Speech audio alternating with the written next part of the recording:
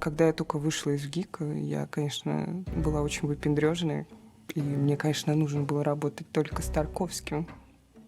А в какой-то момент я поняла, что я ничего не умею. И тогда стало, вопрос тренировки. Ты просто играешь гамму. Просто играешь и играешь. И наоборот, страх, что ты... А вот придет фильм, а вот придет Тарковский, а ты ничего не умеешь. Значит, так план. Отбарабаним реабилитацию, возвращаюсь домой. Иногда во время просмотра или рабочей встречи кто-нибудь из продюсеров роняет фразу о том, что у нас, кстати, новый проект про пришельца, который в 83-м году с космонавтом спускается на Землю. Так, понятно такое. Интересный материальчик, так. Проходит какое-то время, Main Road начинает присылать концепты, мы читаем сценарий, мы уже в материале. И мы понимаем, что в очередной раз попали в такую тусовку, где все делают невозможное, где все делают что-то такое, чего не делал никто до этого. Задача специфическая, никаких умений, никаких навыков, никаких техник.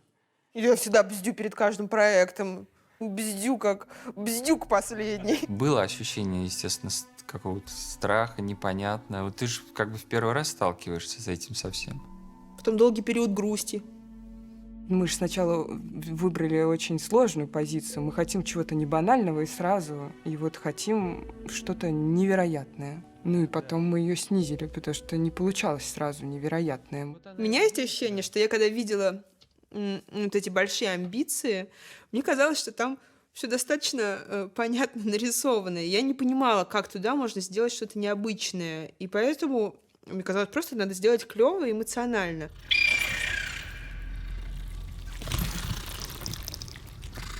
Мы хотели достичь того, что уже кинематограф достиг к этому времени, и попытаться воплотить вот хотя бы так же, как, не знаю, «Чужой», да, это невероятные работы, которые всем известны, и даже подсознательно там люди, не так насмотренные, они слышали эти звуки, они как-то вот понимают, что да, это вот тварь, она так должна звучать. Начинаешь смотреть какие-то референсы хотя бы для себя, искать какой-то язык. Подготовленный человек, профессионал. Вот у него там много референсов в голове, и он уже в каких-то как будто рамках.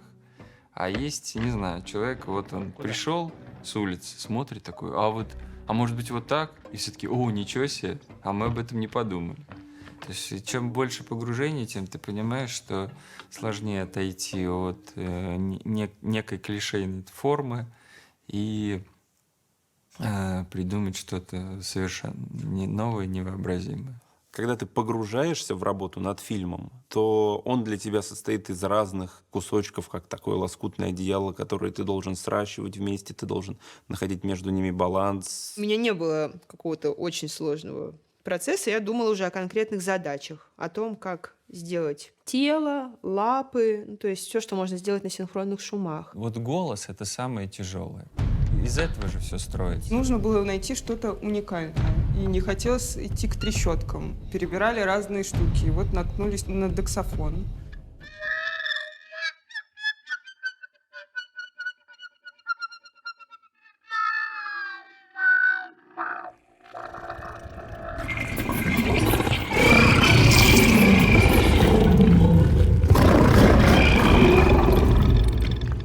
Интересно было этот дексафон через вот эту вот трубку, да, гитару.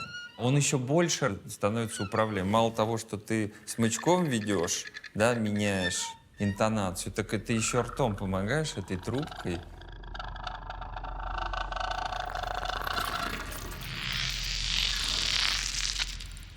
Мы пробовали визжать девчонками. Назвала Лану, назвала девчонок.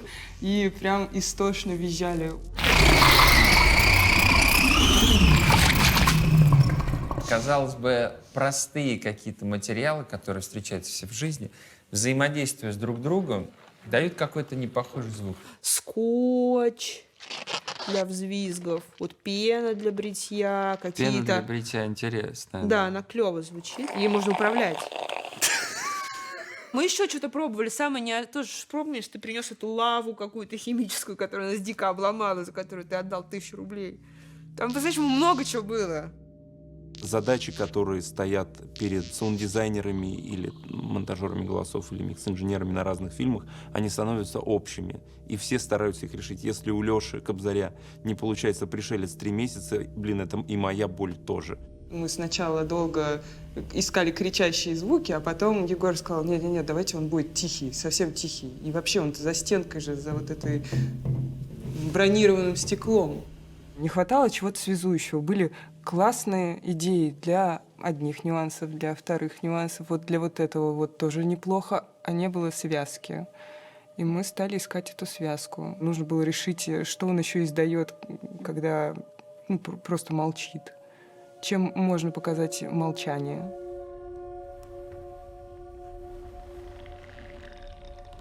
И тогда уже появились идеи о дыхании каком-то, какое-то может быть дыхание. И только когда всплеск его эмоций, только тогда появляется его голос. Начали перебирать от самого простого дыхания просто в микрофон, и зажиманием руками, там, чем угодно, рот и нос, чтобы как-то его исказить, до потом уже каких-то предметов, чашек, банок, трубок. Мы даже приглашали актера, который нам дышал прямо в скафандре.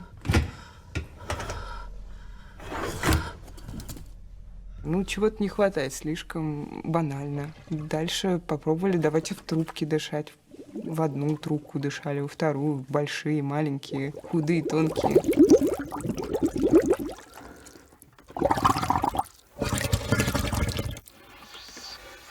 В Blade Runner там опускали голову прямо в воду, там такая съемка по интернету ходит, что там сам звукорежиссер, значит, опускал голову в воду и там булькал. И у меня была навязчивая идея окунуть Кобзаря в воду, и чтобы он там из трубок подышал, то все. И это было вот прям... Я знала, что я сама этого делать не буду.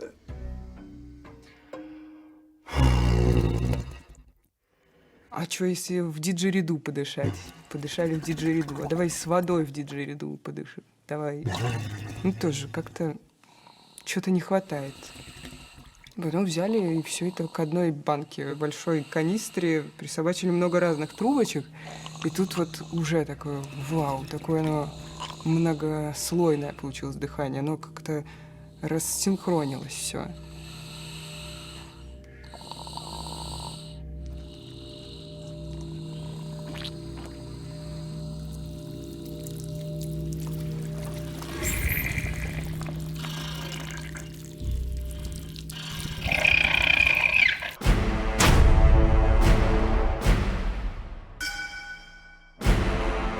Костя.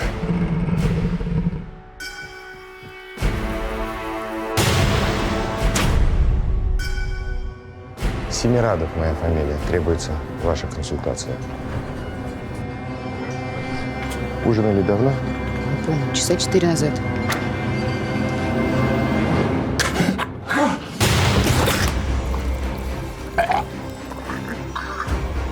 Что это такое? Я не знаю. Но что-то явно не местное. Хотите поближе познакомиться?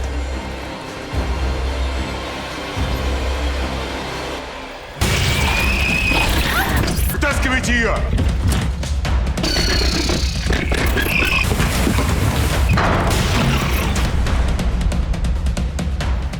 Не надо мне рассказывать, что эта тварь с соками Вишнякова питается. Вы чем ее кормите? Свиньями?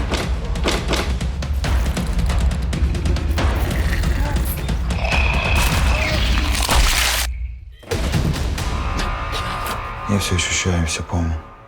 Все, что видела, она остается. Помоги мне, Таня. Кто будет его контролировать, тот и победит. Это все, что вас волнует, да? Оружие? Вы должны научиться контролировать.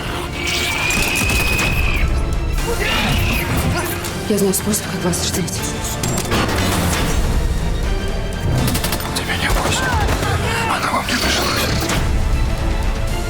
Ты не герой, да? Там я что-нибудь придумаю. Я найду выход.